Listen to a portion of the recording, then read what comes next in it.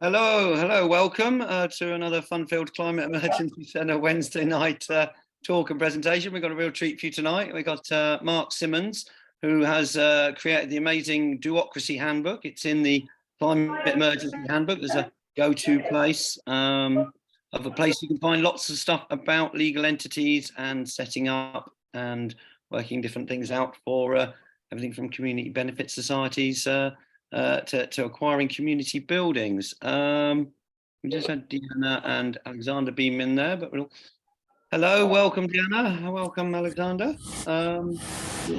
We're recording. We're going to go over to Mark, who's going to tell us about the Do-ocracy Handbook. I'm just going to make Mark a co-host. There we go. All right, so Mark, thank you very much for coming and welcome. And I think you're a co-host now, so yeah, tell us more about yourself and the Do-ocracy Handbook and how it came about and things. Yeah, so well, yeah, definitely a co-host because I'm able to mute people. It would appear, yeah. So yeah, apologies if that's it. It was just a bit distracting. So people who were in public spaces, I'm getting a bit of background noise. Yeah, so hello, I'm Mark Simmonds, and I'm going to tell you a little bit more than about the Do-ocracy Handbook. But first of all, a little bit about me is I'm a self-employed cooperative development worker. So I help people set up projects where they're coming together for their mutual benefit. So I tend not to work with the charitable aid side of stuff, which is about nice people doing nice stuff to other people.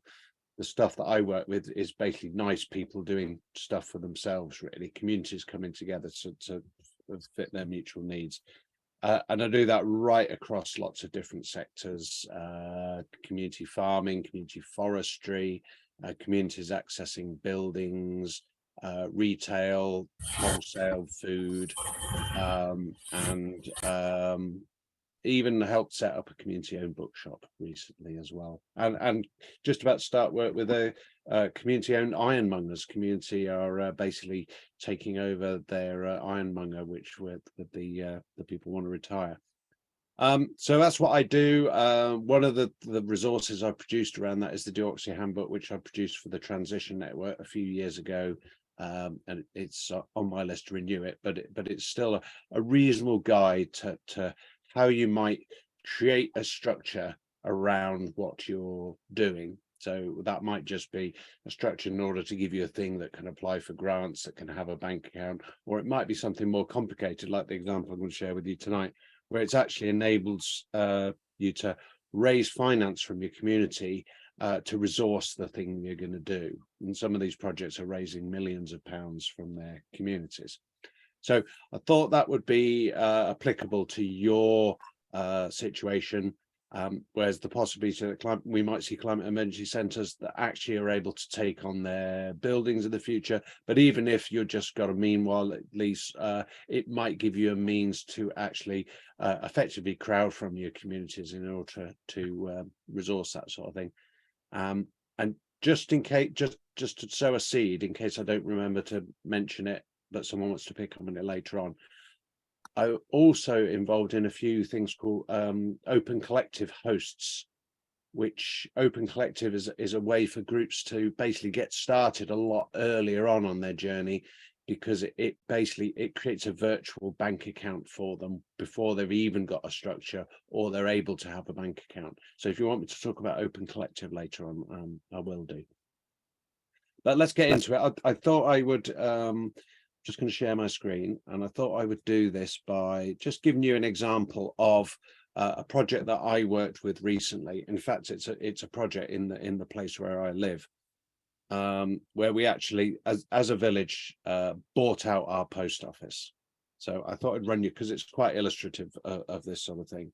And we used a thing called community shares, and I won't go into the sort of the details of it there, because I'm going to pick that up later. But the bottom bit of this slide, it's been used for loads of things: pubs, shops, farm, woodland, piers. I'm also working with a community-owned harbour down in Devon.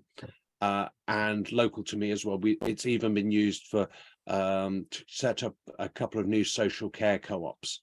So co-ops that are trying to break out of the completely broken social care system and create multi-stakeholder co-ops of the people giving and receiving care.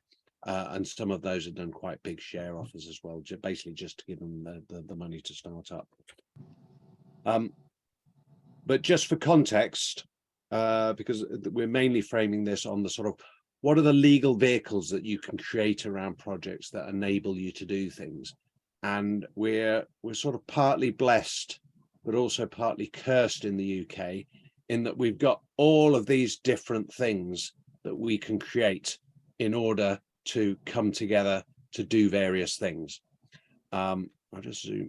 No, that's about as zoomed in as I can get. I'll just give you a very, very brief overview, and then I'll just talk in detail about one of them, which is the Community Benefit Society that Venus mentioned earlier on.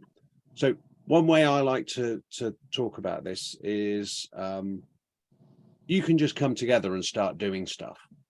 And yeah, there's no requirement on anyone to create anything around what they're doing. However, if you do that, what you'll find is you might have difficulty engaging. You certainly would have difficulty engaging with funders, because they very rarely fund individual people. So they'll want to see a constitution around your group, etc. And if you're going to be doing things like taking on leases, raising significant funding, and even getting into trading. So, right, if you're creating a building where you're going to be renting out space and that sort of thing, then the risks to the individuals involved around their personal liability are such that you almost certainly would need to incorporate. So you actually, what you do then is you create a new person in law. So you can come together and write a constitution, but you haven't created that new legal person at that. The law just looks at you as a group of people who've come together for a common purpose without a view to making profit. And that's fine. And you can do lots of stuff like that. And many groups sort of have a sort of embryonic phase where they operate like that. But where you get to that point where there's that risk, where what you're doing needs this new legal person, you go through this process of incorporation. And on here, each of these little circles here is a different way that you can incorporate. And the way the metaphor I often use is all these things are like jam jars. They're just a container for you to put your important jam in, and the stuff that you're really passionate about, like you're a social enterprise, or you're a climate emergency centre, or you're not-for-profit, or you're cooperative, that's like your jam. And there's all these different jam jars that you can put it in. So in practice, you could set a climate emergency centre as pretty much all of these, although some of them would be inappropriate. So we've got this sort of block in the middle here, which is the company legal form. So back in history, that was the only way that you could come together and create this new legal person. And in the very early days, you needed an act of parliament to do that. So the people who went and traveled around the world, and set these company ups to basically exploit, like, the Dutch East India Company and things like that, they were created either by royal charter or by parliament. All the canals in the UK were built by these companies that were set up by acts of parliament. And then into the modern area, basically normal people have been able to set up companies. So companies limited by shares were used by people who were just coming together to pool their capital to make money, really. In later years, a version was created, which is just a company limited by guarantee, which didn't have any shares on. All that does is it gives you, basically, it's like your minimum viable jam jar. It just gives you a quick and easy incorporation with a legal form, and it doesn't do anything special. It can't issue shares, but it does give you that limited liability. If you want to raise money on the stock markets, you've got the version of the public limited company, which can issue shares, which can be traded. In 2005, the then Labour government decided that this new thing they were excited about, social enterprises, needed its own legal forms. So they created the Community Interest Company, which was basically just a bolt-on to the three existing companies. So before 2005, you could set up a company limited by guarantee. company limited shares, or a PLC. And then after that, you could create a KIC PLC, a KIC limited by shares, and a KIC limited by guarantee. So these are just companies, but they have a few restrictions on what they can do with profits and on what they can do with their assets. So they ended up, the idea was to create something that was halfway between a sort of for-profit company and halfway between a charity. So yeah, complicated the already complex landscape. Meanwhile, over this side, parallel to that, through the cooperative movement and the friendly societies and mutual insurance, these legal forms were developing, called the society. So we had friendly societies, which you can no longer do. We had industrial and provident societies, which have now become registered societies. And that they rather than being based on the sort of company form, which was, historically was about going out and making money through commerce, these were legal structures for people who were coming together to trade together to meet their mutual needs. Two different sorts of those today. There's a cooperative society, which is about people coming together for their own needs. So things like the co-op in the high street, Suma Whole Foods, some of you might know, the biggest, largest equal pay worker co-op in the world, not far from here. They're a cooperative society. So these are about people coming together for their own mutual benefit. And the community benefit society can look very similar, but its primary focus is around community benefit. So not benefiting its members, but benefiting the wider community. And this is the one I'm going to talk about a little bit more, because we've seen a massive growth in these in recent years. Just to say that there can be a charitable version of that, and that in 2011, there was created a new thing called a charitable incorporated organization, which I notice is mentioned in your Climate Emergency Centre handbook. Yeah, up until that point, the only way you could be a charity really was to set up a company limited by guarantee, register with Companies House, and then register that with the Charity Commission, because you effectively had two regulators. So they created the CIO to solve that problem. So you just go straight to the Charity Commission and create it.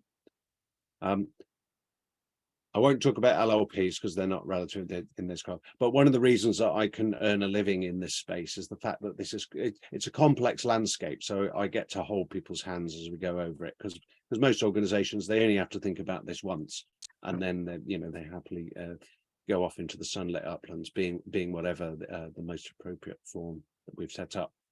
But the reason I'm going to talk about these society models in more detail, if I go back to the previous slide, is even though they're shares based, their shares are quite strange. And because they're strange and there's this inbuilt democracy to them, they actually have lots of exemptions around raising public finance. So actually, if you set up a company limited by shares and then went out and started advertising those shares, you would be breaking the law. But registered societies are able to do that. They have carve-outs in the legislation. So they're exempt from much regulation around public offers. So the example I'm going to give you, which we did, we're just coming up to, it's just been trading for about 1 year and 3 months now. This was my local post office. This is Tony and his partner, who were basically, he wanted to retire. Little tiny village post office, just providing a small living for him, but he couldn't get anyone to take it on, put it up for sale. So in the end, he said, well, I've got to retire. So what he did was put it on the market, and basically he was getting lots and lots of interest because he owned the building, in turning it into another Airbnb. And that's a real blight around here, because we live somewhere nice. Developers buy up anywhere cheap that people can afford to live and turn it into an Airbnb. So he's getting lots of interest from that. So the community went to him and said, how's about we explore the possibility that we might buy it as a community and run it as a post office? So he said, yeah, I'll give you 1 year to do that, which is what we did. So brilliant. We needed to raise 160,000 by October, November 2021. we set up this community benefit society legal form, which enabled us to go out to the community, and we're raising £160,000. The only other legal way that we could do it is set up a PLC, where we probably would have spent £160,000 just jumping through all the regulatory hoops. So it is a real sort of way to get round quite really big barriers to community investment. So we recruited a new postmaster and trained them. We bought the business and the building in April 22, and we started trading on 6th of April 2022, and we had our first AGM in late 2022. And yeah, great success, but huge amounts of work. So I suppose part of the take-home message from this is, if your climate emergency centre had the opportunity to buy a building and create that sort of permanent community resource space, this might be a way that you might go it. Or even if you had a secure tenancy in a building, but there wasn't an option to buy the building, even just because you've got the security of tenure, you could even invest in the building or invest in the space to do more of what you're going to do. And you could do that. So it's not all about buying things. It might be about raising money to do stuff within an asset that you don't actually own. We set up 3 different scenarios. So just to say that we're often cocktail finance here. So we had one where we got a chunk of grant money and we raised the rest from the community. One where we raised it all from the community, and one where if we couldn't quite raise it all, we take out a loan as well. In the end, it was that offer where we had to raise it all from the community. So we actually raised 158,000. We're not paying any interest on these shares, or we're not promising to pay any interest, and we're going to gradually pay people's shares back over 25 years. So it's very patient capital. No one's knocking on our door and says, where's my share of the profits? Basically, their share of the profit is the fact that the post office and shop is still there in the village, because it really was the beating heart of the village. And probably next year, we're going to move to an open officer where anyone can join, because we had a minimum of £100. And actually, we had a minimum of £50 was the minimum you can invest. We're going to move to £10. So as people move into the community, they might say, well, I want to be part of that. They can join. They're not investing because we don't need them, but it gives us a little bit of money.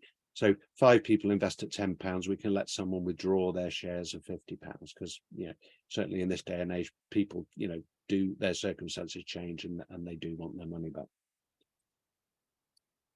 We built our own website to run the share offer. We didn't use any of the fancy crowdfunder platforms that were out there. That made a lot of work for us, but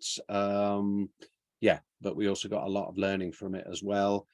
We got a thing called the Community Shares Standard Mark, which is like a kite mark run by Cooperatives UK, where they looked at all our documentation and said, yeah, we think this share offer follows good practice. Not saying it's a good investment, but actually what they produced looks honest. Yeah. And that's down here is just a sort of list of the progress. So we started on the 1st of October 21, and we finished mid-November. And you see we gradually sort of crept up to our target and hit our target right at the end, which is the way these things tend to work. Have a bit of a flurry of activity at the start and tickle along, and then they sort of hockey stick up at the end.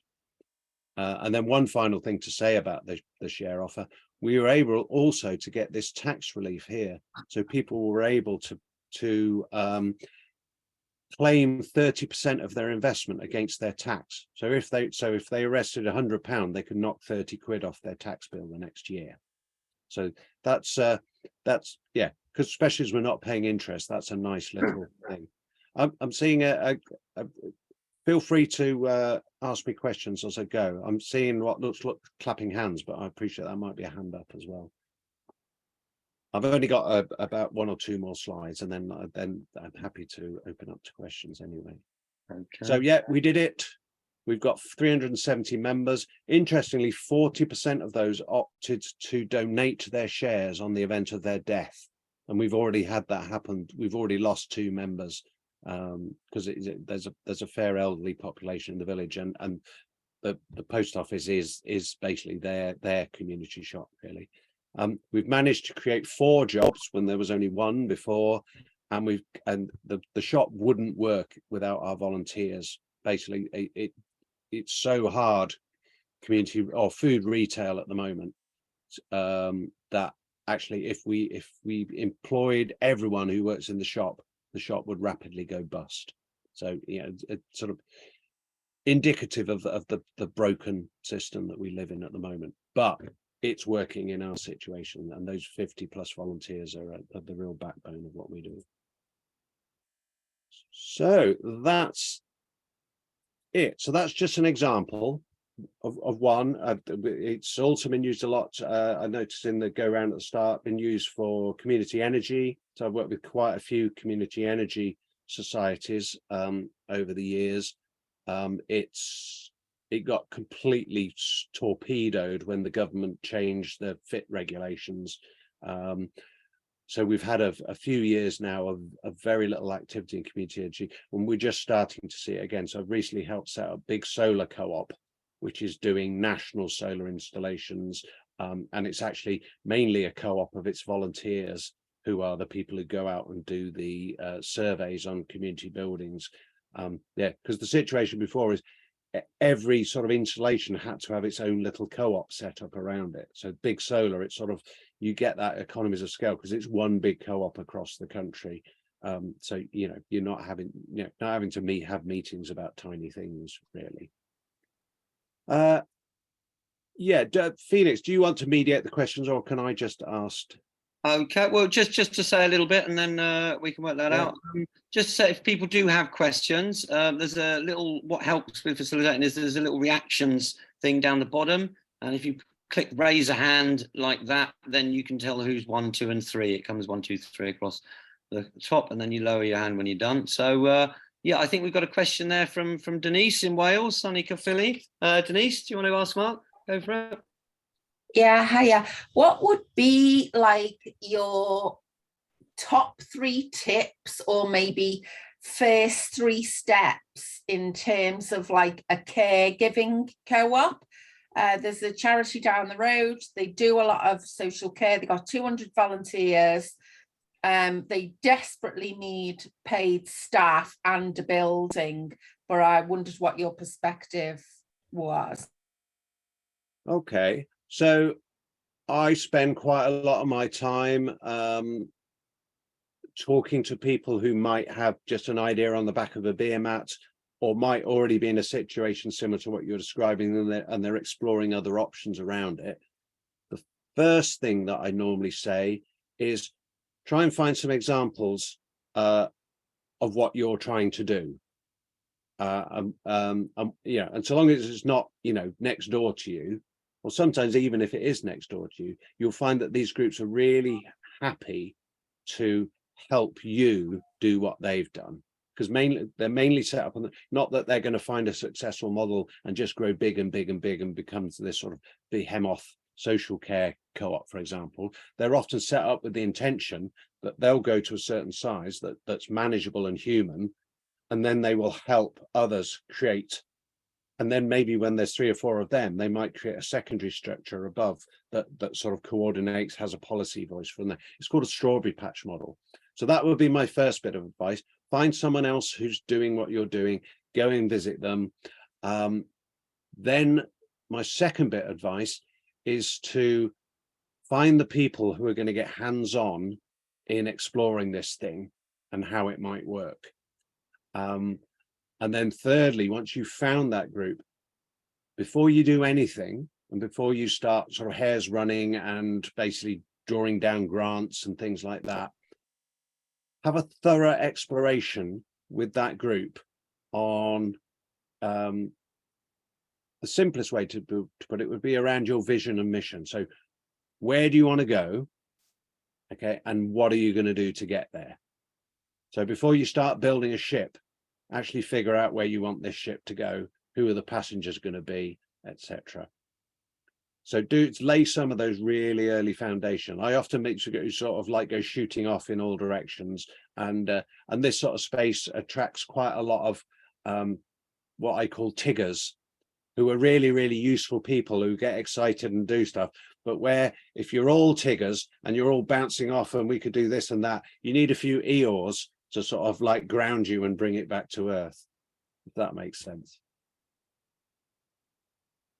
Cool. Okay. Any other questions? Pop your hand up. I've got one there for Mark. So how did the Do-ocracy Handbook come about? Because you know, we mentioned it in the Climate Emergency Handbook, and really you've covered so much more in depth there about setting up legal entities, and particularly, you know, we're hoping that there can be a transition over time where short-term, meanwhile lease climate emergency centres can get longer-term buildings and land and build an infrastructure of spaces. Like I know the Norfolk iFarm crew, they're a community benefit society. They've bought whatever it is, 20, 30 acres of land, and they've now begun to buy their local pub as a community benefit society. So how did the Do-ocracy Handbook come about? And tell us a bit So more. I was merrily sort of ticking along doing this work, you know, helping communities buy their pubs, helping people set up worker co-ops. But I was also involved in my local transition town, which in common with lots of other transition towns had this sort of donut effect where loads of people came together very excited, and lots of sort of working groups were set up around the edge of that. And then those working groups often went off and did things like, for instance, our energy group here set up Pennine Community Power. But what they found then is once they'd done that thing, set up some sort of enterprise around their particular area, that then sucked their time. So the donut effect is basically the bit in the middle where everyone used to meet together just stopped happening.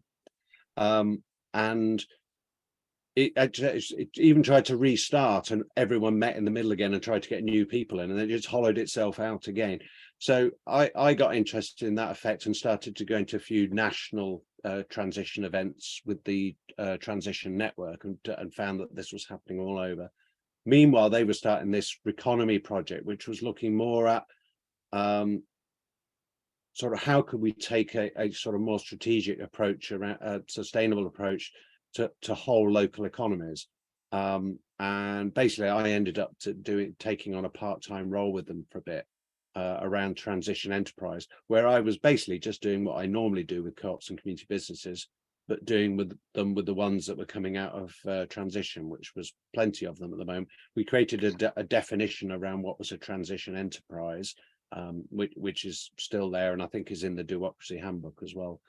And the Do-ocracy Handbook was just something that I created to in order to answer the questions that I was getting from all of those transition groups. So all the examples in the Do-ocracy Handbook are transition enterprises.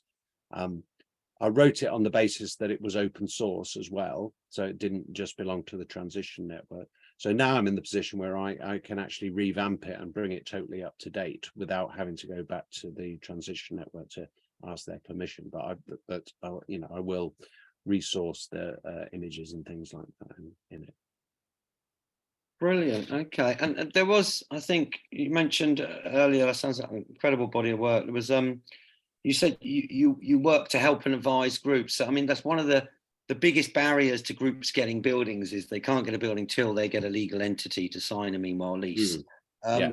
Do you help groups through that terrain of setting up different legal entities? I think you mentioned, is that part of your work? Can groups get in touch with you and do that? Yeah. So I mean, I often work with groups for free, and sometimes that free work then leads me to some paid work, not necessarily the group, because there are support programs that exist out there, particularly if you're looking to do a community share offer to take on an asset. There's support available through the Community Shares Booster program. If it's a building of architectural significance, then the Architectural Heritage Fund can do that. There's also money available through the levelling up funds from government at the moment, which are tiny in proportion to the European money that they're there to replace. But they do have little bits of money. So at the moment, there's a thing they're launching the third round of the Community Ownership Fund. So if there's a community asset in your community, that basically needs saving to preserve its community use, this community ownership fund can give you 10 grand to sort of do feasibility work, pay for surveyors and things like that, and then potentially fund 80% of the purchase or the price, or the purchase price plus capital works of that. So you would, so in the case of the post office there, we did go for the first round of the community fund where it was only 50%, but that would have meant that was £70,000 less that we had to raise from the community. So in this latest one round now, we would, we'd have only had to raise about £25,000 for giving. But that fund is very, very competitive, just because there is, there is so much need.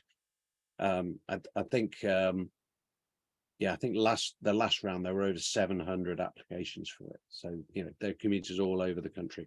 But I would say if you're in an area of high deprivation, you're much more likely to get it than you are going for a village full of retired stockbrokers in Surrey to buy their local pub.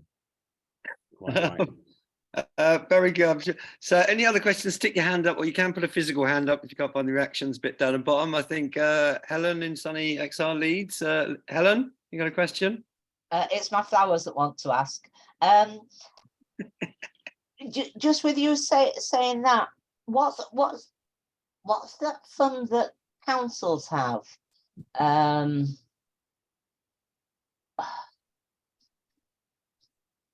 When there's some new commercial building that they take some money and then you can. Do you know what I'm talking about? Are you talking about section 106? So sometimes they can get developers to, as part of their development, they will do something nice, like, build a playground next to it and things like that, or build a couple of. Oh, it's annoying. I thought Phoenix would know, because I heard about it on this to start with. But say it again. Sorry, I've just typed something to Judy. Which fund? We're looking at. Well, when councils allow something to be developed, they get paid into a fund, and then it. Yeah, that is a section 106. Basically, if they're going to build 100 commercial flats, then the council says we want you to build 10, more low-cost flats, or put £3 million into this section 106 fund that can then be used. I think a local councillor that came on once said that is not a fund that is used enough. And if you get in touch with your local council, there is some funds floating about that not enough people tap into. There's section 106. It's a planning thing that developers have to put money into a kind of local council community fund. And sometimes they pay more money so they don't have to build social housing. They're supposed to build like 10% lower cost social housing or something, but they don't. And they just bung a few extra million or something. Boo, yes, Alex. Yes. Yeah. There is other money available via local authorities. So that community ownership fund is part of the shared prosperity fund, and many local authorities have also got a big chunk of that. So I think there's West Yorkshire just got 83 million of that, and some of that, depending on your local authority, could be available for the sort of thing you're doing. But it's all the usual framing around enterprise. So if your climate emergency centre was actually was going to be a sort of incubator hub for the sort of sustainable enterprises that we're going to need in a post-carbon world, then that would certainly sort of fit that sort of funding. And then there's also all the usual grants, so parish councils, wards, town councils and county councils all have various pots of funding that come up every year, sort of between 500 and a couple of £1,000 that are all useful to tap into. And you've also got they've got discretionary rate relief as well, so they've got the option. So if you are in premises where you're potentially paying rates, the local authority can support you by giving you a discount on your rates.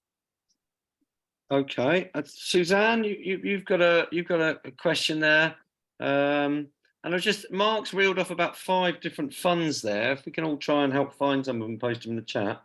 Community share, boost, architectural heritage fund, community energy fund, particularly the community ownership fund.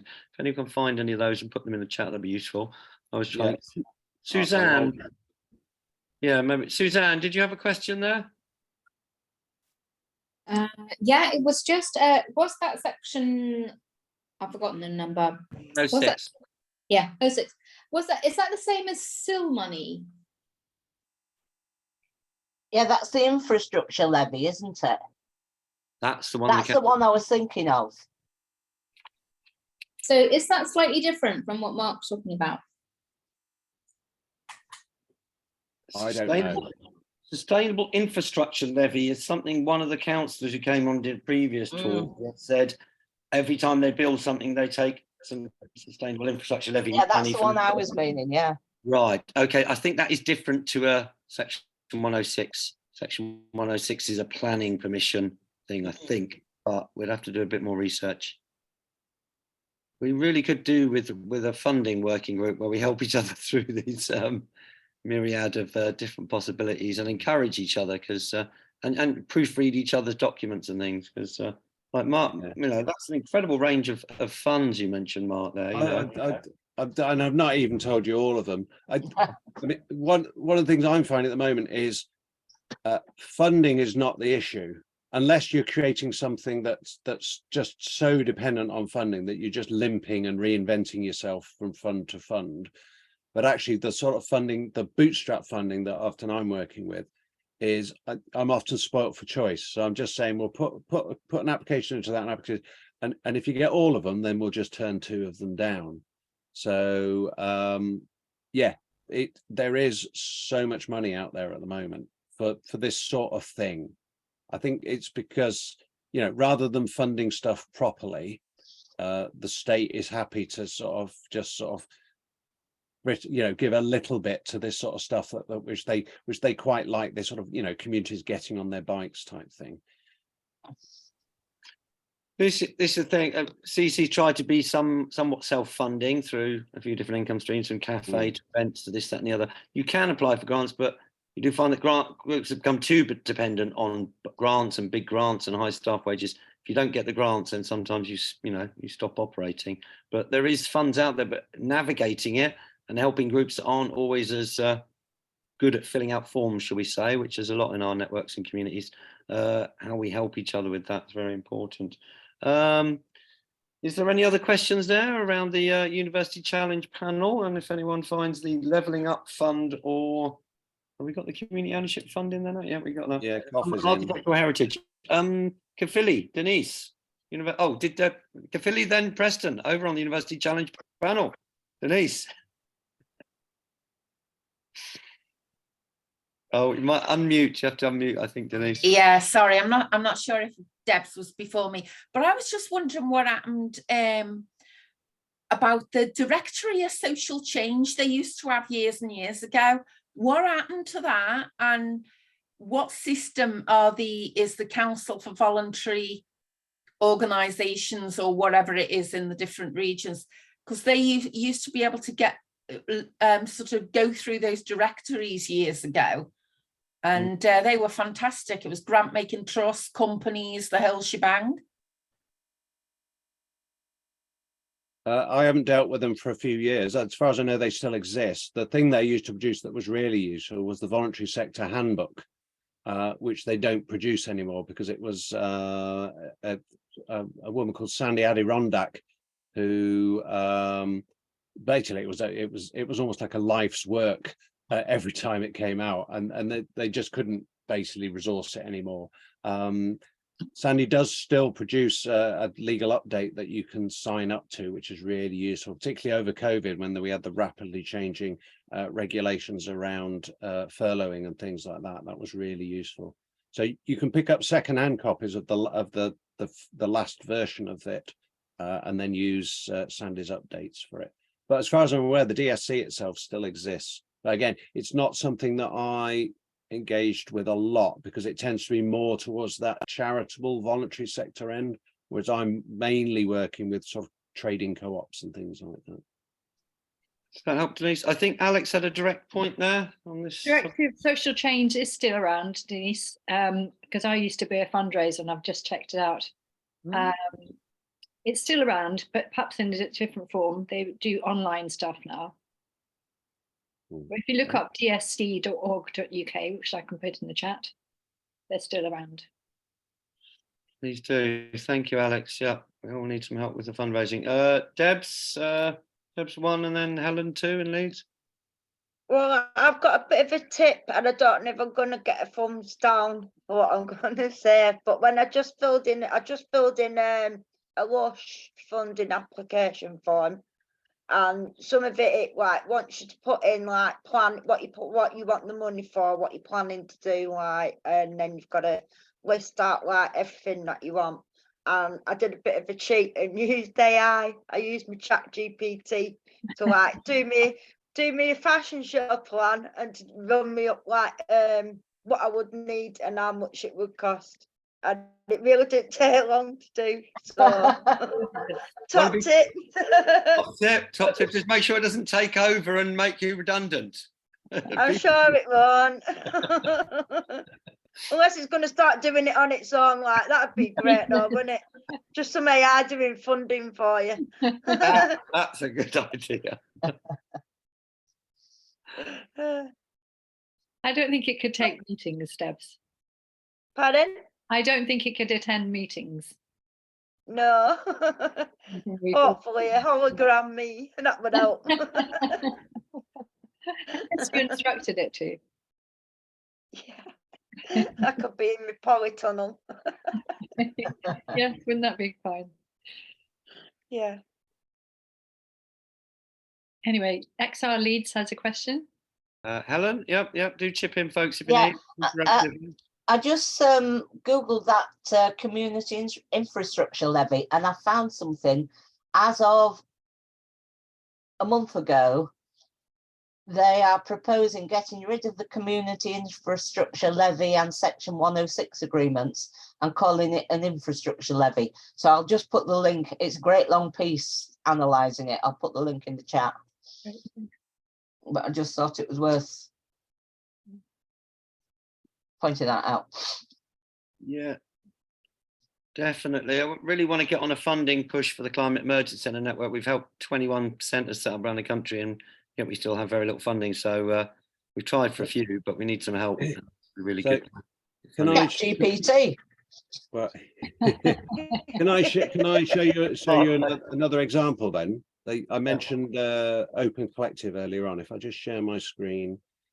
Joseph from Bridport was talking about this.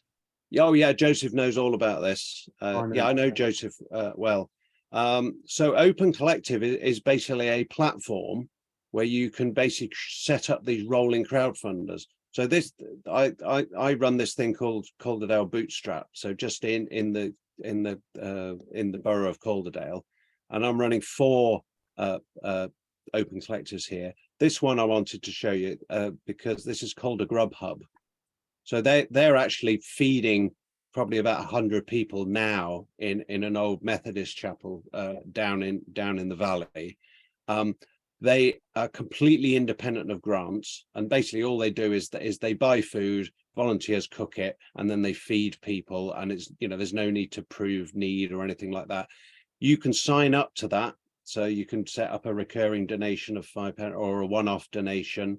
You can see all of these people, and this is public. I'm not showing you. Anyone can go to opencollective.com called a Grub Hub, so you can see who has given, how much have they given over time, etc., which organizations have given to them.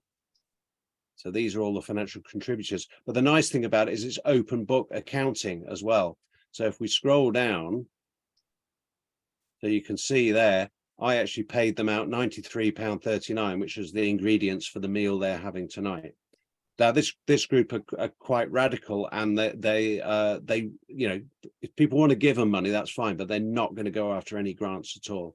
And yeah, they've only been going a year, and they've already raised £5,000. So basically, they're already getting enough rolling crowdfunder in to keep them going indefinitely.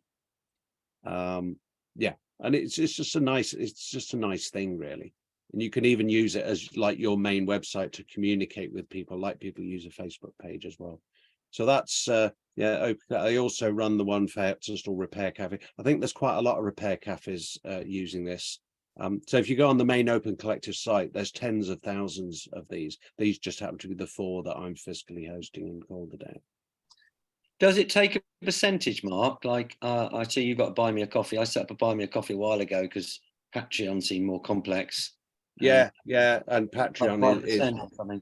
is run by evil capitalists. So so Open Collective is run by activist campaigners. If you can set up directly through them, through their platform, and they take a small percentage. I've got the option to take a percentage off all of these, but I choose not to. It's just part of my activism to run it all for free. So the only money that these groups don't receive is any Stripe fee on an initial payment in by the person who's doing the donation. And the Stripe fees are very small. Okay. Is there anyone else with any more questions, particularly anyone who hasn't spoken already? Who would like to chip in or something? I didn't get what you said about a strike fee. Oh, so Stripe is just a payment method like PayPal. Oh, right, yeah. Yeah. So if you use PayPal, they'll take a little bit off as well. Mm-hmm. Okay, Elena and then Diane. Yes, Elena. Hi there. So there's so many possibilities. I'm just wondering if you've come across projects linked directly to renewable energy companies, and the type of benefits that they might offer, particularly looking for deprived areas such as inner city London.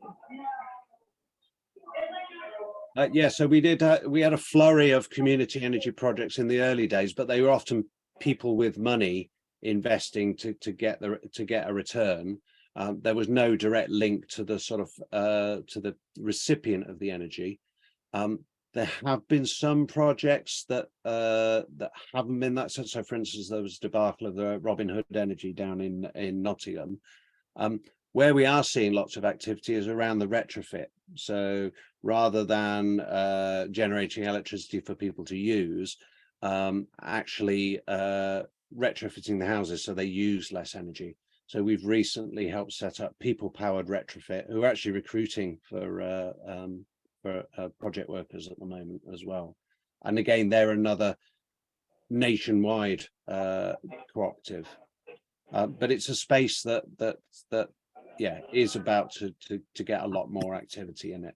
And certainly down in London, there's lots of community energy stuff that actually looks at fuel poverty as well.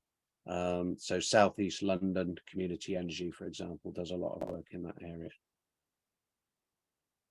That's the other thing. Where we could in the past, when we could create things, community energy things that were profitable, that not only paid people some interest on their shares, but actually generated a surplus. We were then using those surplus to do that sort of activity around fuel poverty.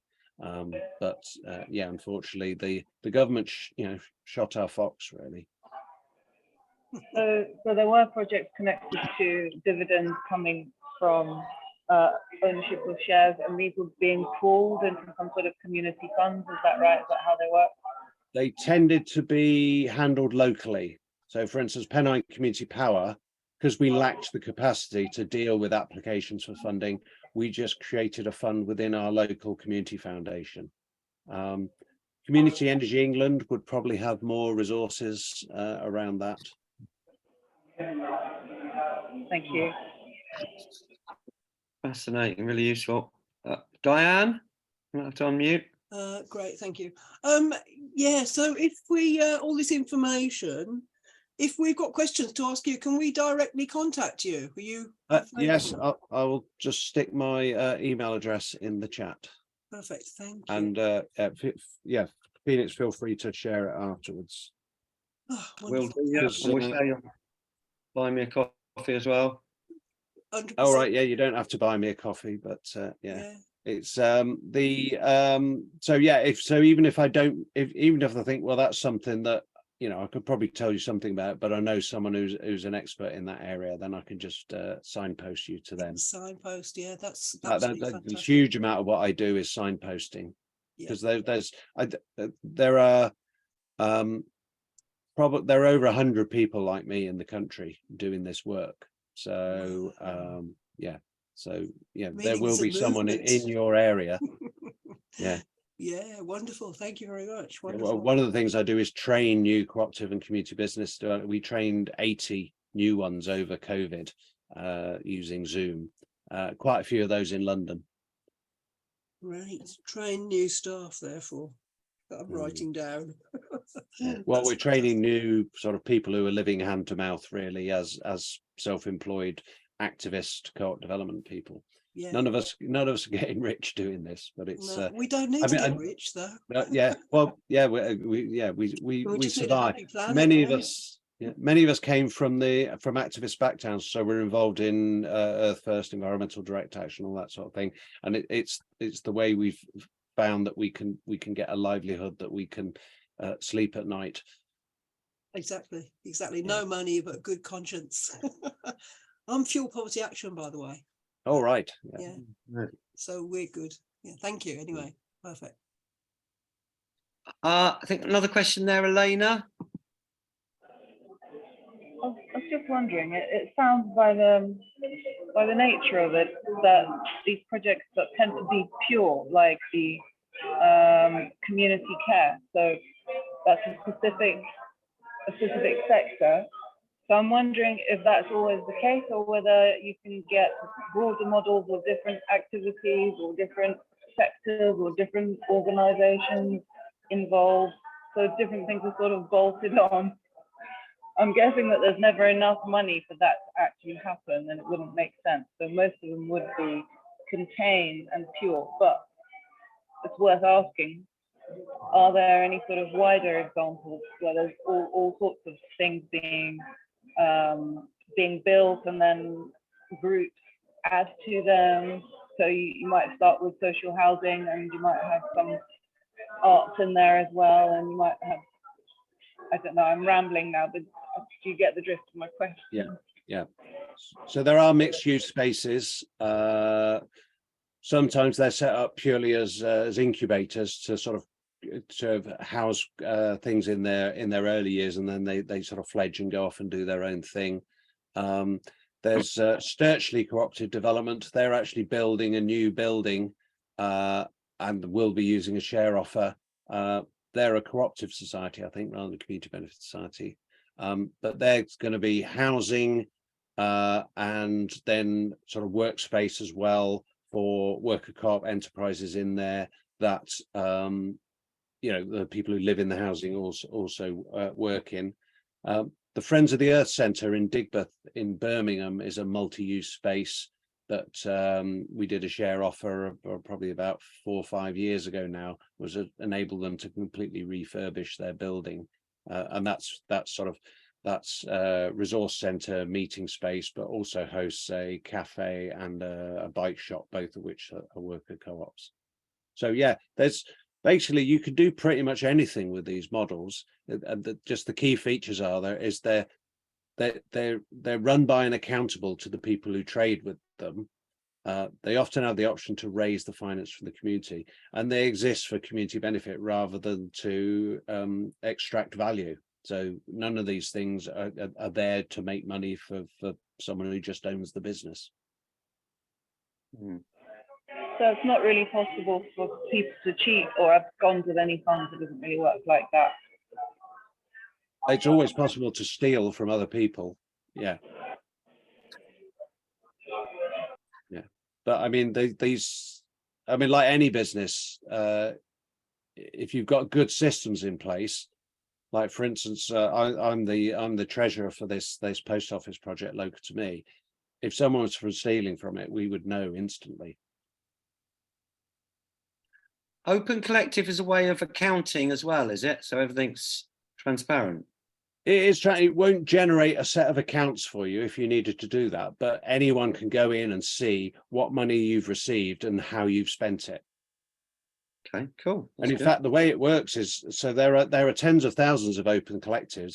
I could go onto any of them and send them an invoice to say, I think you should give me £100. That doesn't mean it happens. They have to look at it and approve it in order for that to happen. So if you've got your open collective, you'll be getting your money in, and then someone might say, can you reimburse me for this food I bought for the meeting the other day? You just click approve on that, and whoever's hosting your collective then pays them out. But because it's getting harder and harder to get bank accounts for small groups now, so it's a way for groups to at least get running. So I tend to run it on the basis that, you know, I'll host you for a year, and by that time you'll have got your act together, got a constitution, and got your own bank account. Okay. Just to say, folks, about housekeeping, we usually keep it fairly tight to the hour, but it's such really useful information. I think a lot of groups are benefiting from this. We'll keep going another 5-10 minutes, and we'll have a go round so that everyone can do a little quick feedback at the end, say what they want, if that's okay. If you do need to go, you can say and beam out. But just Michael in Harlow, or Fanny or Alexander, or Debs and John in Bridport, or Martin, would you like to make a comment, ask a question, or say anything? Yeah, really. I just popped in to find out, just gather some information, really, and because I'm Homes for All, Defend Council Housing, TUC, yeah, Unite as well, community group. You know, so I've been involved in many things, and you know, will be for years. But yeah, it's all very informative. Yeah, thank you. Yeah. That's great. Pop us an email in yourself, Michael, and anyone else who haven't got your email, please pop one in, because we'd like to keep in touch. We particularly want CECs to build alliances across all the groups, and including unions, students, as many different groups as possible. So most welcome, Michael. That's brilliant work you're doing. Deb and John Bridport, or Alexander, anyone else who hasn't spoken wants to share something, or Martin? Deb and John, you've appeared finished your dinner. Yeah, thank you. That was interesting stuff. It's nice to understand what Joseph's on about when he's talking about these funding models. I noticed your thing is called climate emergency centres. I haven't actually heard much about those. So can you point me into, you know, where there is more about that as a concept? I'll put the link in the chat, and also the all the different links to a kind of welcome pack, and you can have a look through that. So it's a way to set up a legal entity and get a building, basically, and save the money on the business rate to the owner, but the council supports it because they've declared climate emergency. And so I was thinking more of getting a big cannon to blow the government up. Well, we're building a large network of active people and groups and alliance of groups. So hopefully they'll set up people's assemblies and create another level of getting together and taking action for community and the environment, shall we say.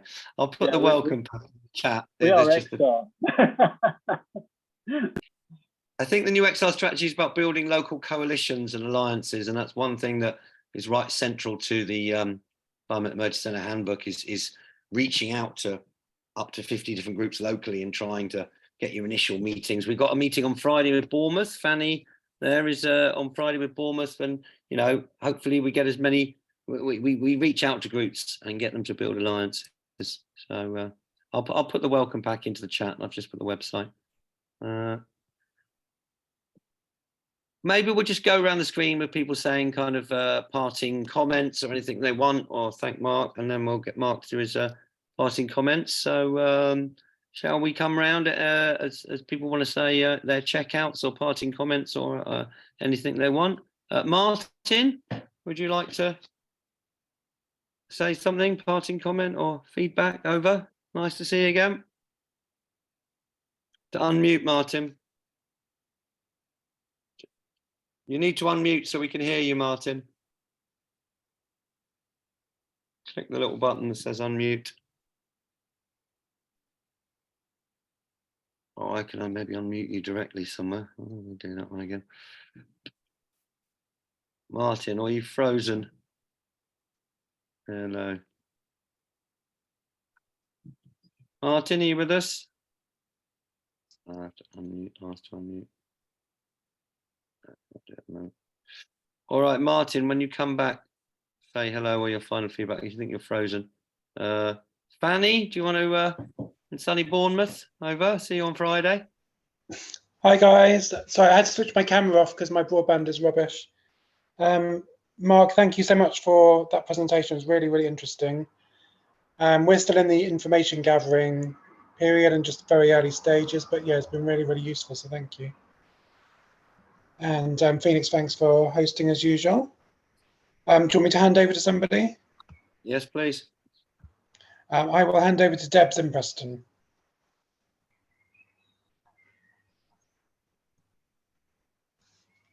Oh, sorry, I couldn't unmute then.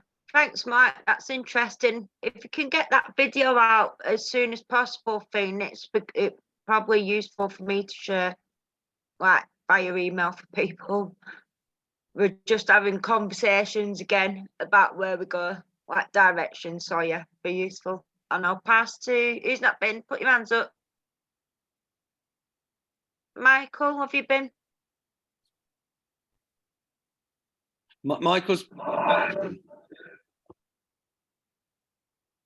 Michael, did you want a parting comment? Check out. Okay, yeah, I think I've said, yeah. Okay. Yeah, thanks, sir. We are finding that one as a partnership. We are finding as a partnership. Oh. That one I just put some names there. That's right. Hello, Martin. Welcome. You need to be careful. Do you want to check out Martin? Parting comment? No, we are making it back. Martin? I've written it. Hello. Hello. Do you want to just do a check out or your parting comment? Thank you for coming. Lovely to see you again. Yeah, I just wanted to talk about the community energy project. And I would like to know more. Community renewable projects, how they work. Okay. So that maybe it's something we need to talk together. Should we go? We'll just do the final checkouts, and then Mark can maybe say something in his closing comments about community energy as well. There was a community energy fund as well. Did we get that put in the chat? We'll ask Martin when it comes around to Mark again at the end. We'll ask him about that. Okay. Over to Diane. Okay. Although my phone is going out. Okay, that was brilliant. That was really helpful, really brilliant. Great to know it's all going on. Thank you very much. All really concise. We'd really like, we'll look forward to seeing the thing at the end of it all. And one personal question, a bit naughty maybe, but Elena says she's in Lambeth, and I'm wondering where, because I'm in Lambeth too, at the town hall quite often and stuff like that, fighting for the right. So yeah, but I need to leave quite quickly. So maybe do you have time to put your email in the chat? It's in there. Yeah. Is it in there? I'll put it there again. I'll put it again. Yeah. And I'll put it again and say thank you very much to everybody and leave. I'm just going to put the welcome pack in, guys, and put your email in. Thank you, lovely. Diane. Thank you. Haven't finished Thank you. My phone is going off. Yeah, let me go to Costa, try to charge it there. Okay, you're going to charge mine. All right, do you want to hand on to someone, Diane? Please, business. Yeah, I'll hand on to Elena, actually. Hi there. I'm looking forward to getting your email address. Just wanted to say thanks. Thanks for spending the time. It's been great. Definitely want to look up more, but just appreciate you putting the time in. Thank you. Okay, who hasn't been? Held your hand up. Denise? Yeah, this has been absolutely great. It's given me a couple of ideas for a couple of organisations, well, actually 3 separate organisations I'm working with on different things. So yeah, it's been really, really good. And I look forward to maybe hearing more from you somewhere along the line. Thank you so much. Great stuff. Shall I hand to Alexander maybe? Alexander Forbes. Oh, hello. A lot of noisy traffic here. I've battled London traffic and buses to follow the conversation, but it's been very interesting with my terrible headphones. Just about heard most of what's been said. It's very interesting, excellent roundup of various projects and methods and things. Yeah, it's very interesting. I'd love to get involved with something like that, especially in Merton, London Borough, Merton in South West London. That would be great. I've sent a copy of the chat a bit belatedly to a few people that I thought might be interested. So hopefully they're on here. That maybe they're in a better position to set something up than I am at the moment. But yeah, I will be following these projects more closely now. Simply the way to go, especially with the dismantling of the state as we know it, and social housing being sold off, and so many cutbacks in councils and things. Seems to be a way forward that we can get things going in communities. So thank you very much. I'll hand over to someone else now. Thanks. Who hasn't been? Suzanne?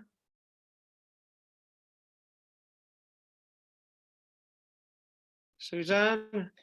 Hi, sorry, yeah, I'm over 2 chats at the moment, one that's just got really complicated. I'm really sorry, and nice to meet everybody in the room, and what an amazing,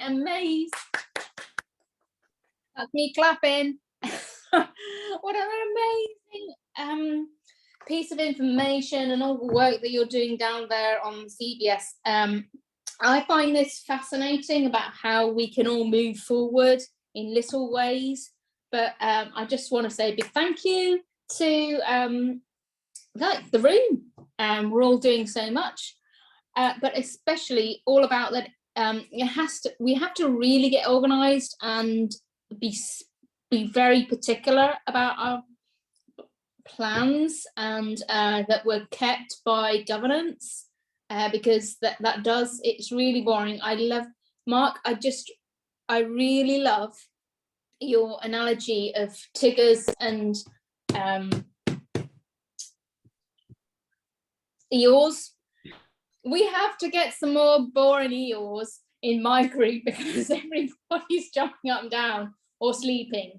And it only seems ever to be me that's jumping up and down, and I can't find enough Eeyores. There's just too much going on in Wandsworth. It's a bit Eeyore and a bit and a bit like that. But I have to say that Wandsworth really does need, because it's got a new Labour council, it really does need, and is looking out to the community groups and volunteers. I saw the stats on how many volunteers for that post office. That's amazing, 50 volunteers to run a shop. That's incredible, great community, but like, I don't know, are we always going to have 50 volunteers? You know, it seems crazy.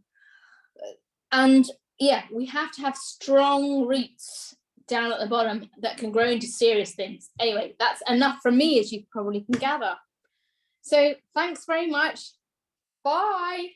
Nice. Is that everyone been, or did Deb and John Bridport, have you been? Consider that, yeah, we're done. We're having a look-see, and just thinking about Joseph as being a bit of a Tigger. All right, guys, brilliant. Do put your email in the chat or direct to me if you want to see Climate Emergency Centre updates. I've put the welcome pack in there, which is the slideshow and the Climate Emergency Centre handbook, but particularly join the Telegram chat, update and post, ask questions, share info with each other. Over to Mark in sunny West Yorkshire. Thank you so much for coming. Really incredible. We could do with another couple of sessions like that. That is, you know, there's lots of groups around the network. The biggest barrier they face is to set up the first legal entity, and you really help navigate that through. So we'll definitely recommend people get in touch and see how we can all help each other. Last bit before I hand over to Mark, we do have a guy at a festival at the weekend said they've got about 100 odd solar panels from a place in Bristol that could be offered. One thing we wanted to do was set up these renewable energy packs that can go into meanwhile leased buildings, because some owners are now, they used to pay the electric bill because of the business rate saving, but now they're starting to go, I'm not sure about that. So if we can get a few batteries and 2 or 3 solar panels and an inverter into these places, we can save a lot on the electric bills. So we need to get some funding for that, but the solar panels are free and we can find a few other things. And last one, I did put a list just up there about, we've been offered a few buildings by a big property group in shopping centres. Scroll back up a little bit. Braintree, Skelmersdale, Darlington, Ipswich, Scunthorpe, Accrington and Yarrow. And there's a few more that we're still processing. We're here to help each other accelerate, get community environmental spaces focused on solutions and mutual aid. Over to Mark. Thank you so much for coming, Mark.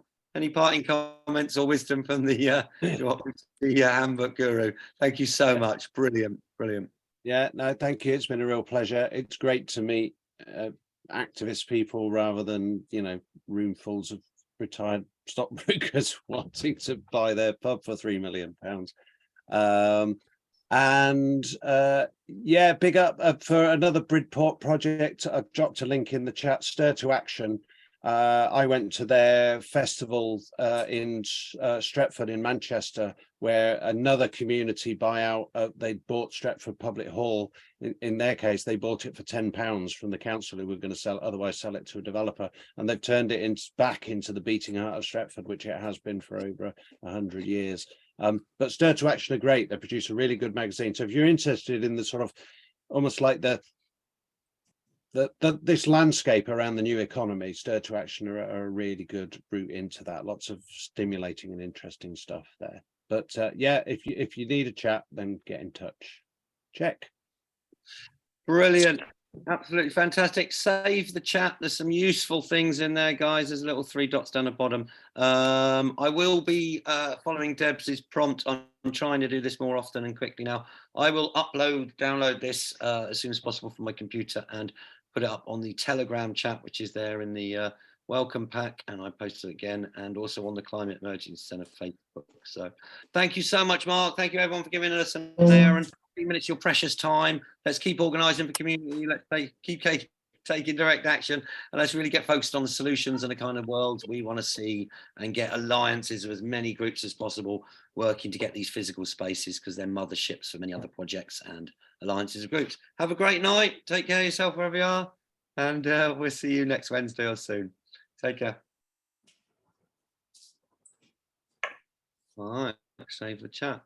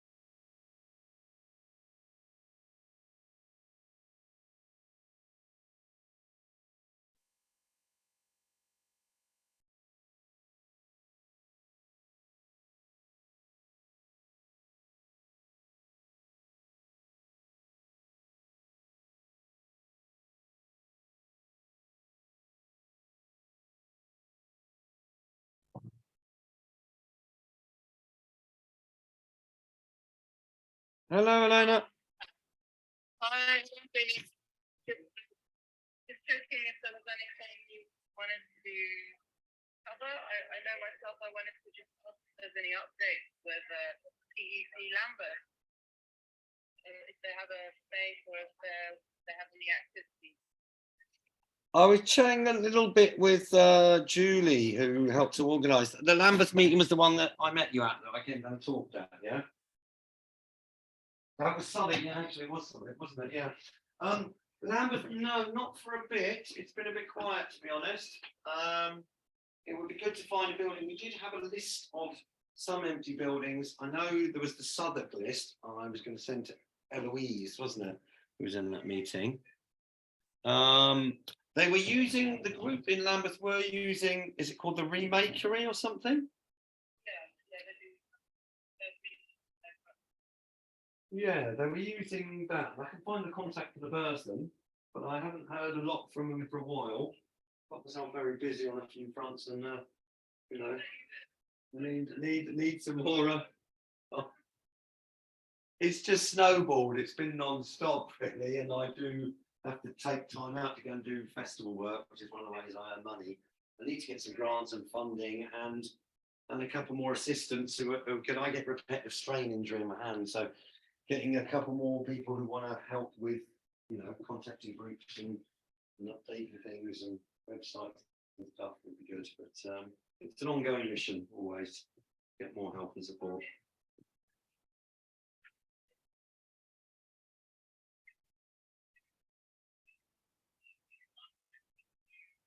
Mm.